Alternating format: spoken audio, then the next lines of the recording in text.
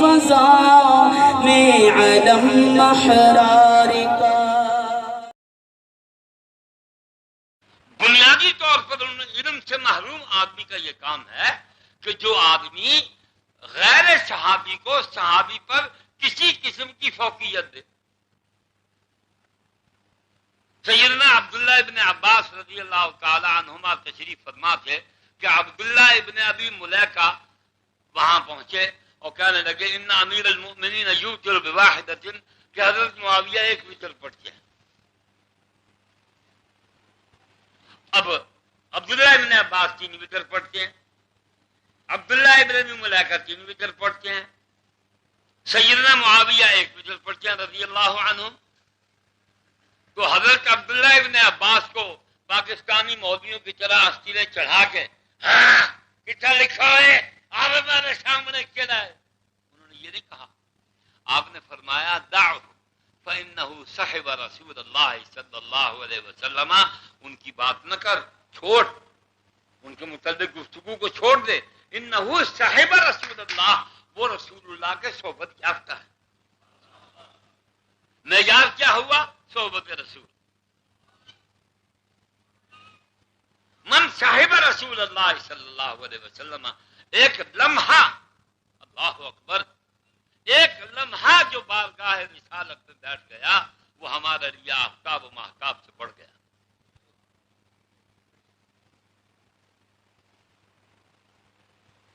تو بھائی رسول اللہ صلی اللہ علیہ وسلم کی زندگی کا، سیرت طیبہ کا یہ ایک بہت بڑا پہلو ہے۔ اور بات میں سے بات آ گئی، پہلے بھی کئی دفعہ کہ یاد بھی عرض کر دیتا ہوں کہ حضور صلی اللہ علیہ وسلم کا آخری خطبہ جو ہے اس میں حضور نے کس کو گواہ بنایا؟ پاکستانی مولویوں، پاکستانی پیروں کو، یا آج سے 1000 برس پہلے کے مولویوں کو، 1350 پونے 1400 برس پہلے کے مولویوں کو، پیروں کو، مفسرین کو، محدثین کرام کو، فقہائے کرام کو، کس کو؟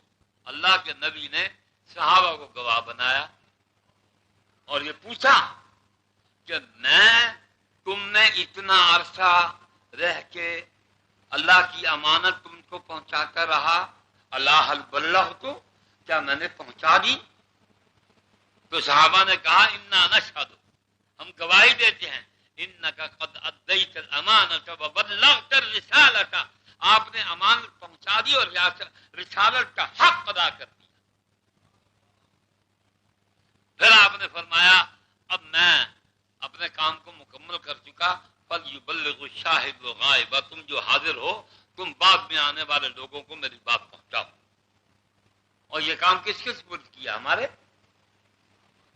ہم تو ان کی اتباع میں بخشے جائیں گے۔ والذین اتبعوہم بإحسان، ان کی اتباع میں، اپنے اجتہاد پر نہیں۔ میں سوچتا ہوں تاریخ یہ کہتی ہے، میرے نزدیک میں ضرب میں جمع میں نتیجہ میں کچھ بھی نہیں ہے۔ صحابہ عظمت کی دلیل، صحابہ نے ہی بتایا کہ اللہ کے سوا کسی اور کو سجدہ نہ جائز۔ صحابہ نے ہی بتایا کہ حضور صلی اللہ علیہ وسلم کی زندگی اس انداز سے گزری۔ صحابہ ہی معتبر ہیں، ان کی روایت، ان کی درایت، ان کی گفتگو، ان کا استنباط، ان کا استدلال و استخراج، ان کی فقاہت، ان کی ثقافت، ان کا عدل و انصاف، یہی معتبر ہے اور یہ قانون ہے، عین قانون۔ صحابہ نے نبی کی زندگی کے خلاف کوئی کام نہیں کیا۔ اور پھر کسی کی رگ پھڑ کے کہ وہ صحیح وال جگہ کو تھائیاں، منہ ڈنگا کر کے جگہ کو تھائیاں، بھولے بادشاہ، اور بھولے بادشاہ کرما لیا عقل کو کم گھن۔ وہ صحابہ بندے ہیں نا، فرشتے تو کوئی نہ نبی ہیں کہ انہوں کو غلطی نہ تھی وے، نہ فرشتے ہیں نہ نبی ہیں۔ ایک گال دوسری گال والے تاریخ کتنا لکھو ہے صحابہ لڑے. میں طالب علم ہاں، میں چیلنج کرنا آؤ مناظرہ شناظرہ کوڑے میرے کو لاؤ باب ہو کتابہ میں دینا پڑھو سمجھو پھر دیکھو. کہ تاریخ پڑھن ہے کلیہ ہے کہ تاریخ دی او روایت جڑی قرآن و حدیث کے تابع ہوئے او منو، جڑی قرآن و حدیث کے خلاف ہوئے ان کو دھکا دے دو.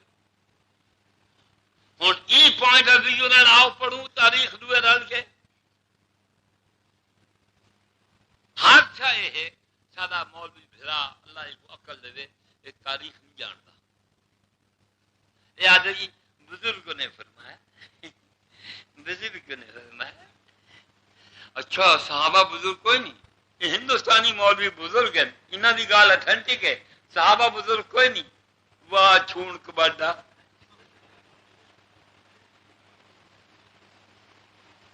سوچیں صحابہ سے بڑا بزرگ کون ہے؟ کئی کروڑ ابو حنیفہ مل کے صحابہ کے پتہ نہیں ہو سکتے.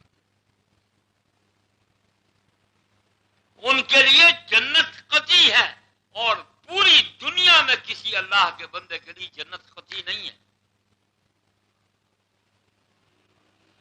قرآن کی روح سے بھی اور حدیث کی روح سے بھی.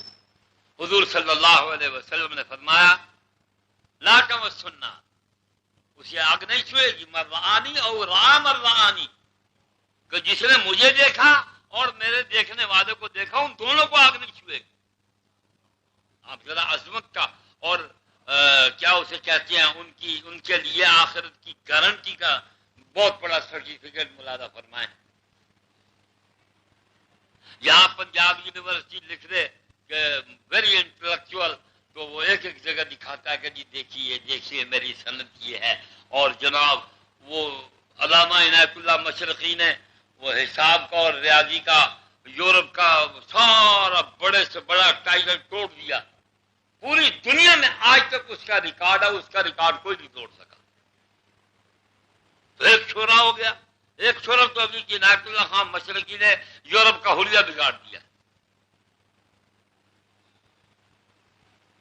تو کیا حضور صلی اللہ علیہ وسلم کے صحابہ نے اتباع میں ان انبیاء کی امتوں کا منہ نہیں توڑا جو نبی کی تعلیمات کو چھوڑ کر اپنی زندگی کی دوسری مشغولیات میں گم ہو گئے؟ صحابہ نے اتباع کی کمال کر دی. آپ دیکھیے کہ حضور صلی اللہ علیہ وسلم کے اعمال مبارکہ میں ناخن اتروانا ایک معمولی عمل ہے، لیکن صحابہ نے اس کو بھی محفوظ رکھا کہ حضور پہلے اس انگلی کا ناخن اتارتے پھر انگوٹھا یہ اور پھر یہ انگوٹھا. آپ اندازہ لگائیں دنیا میں کوئی شخصیت ایسی نہیں جس کی تعلیمات کی اس قدر حفاظت کی گئی ہو جتنی حضور صلی اللہ علیہ وسلم کے ساتھیوں نے حضور کی سیرت طیبہ کو محفوظ کر لیا.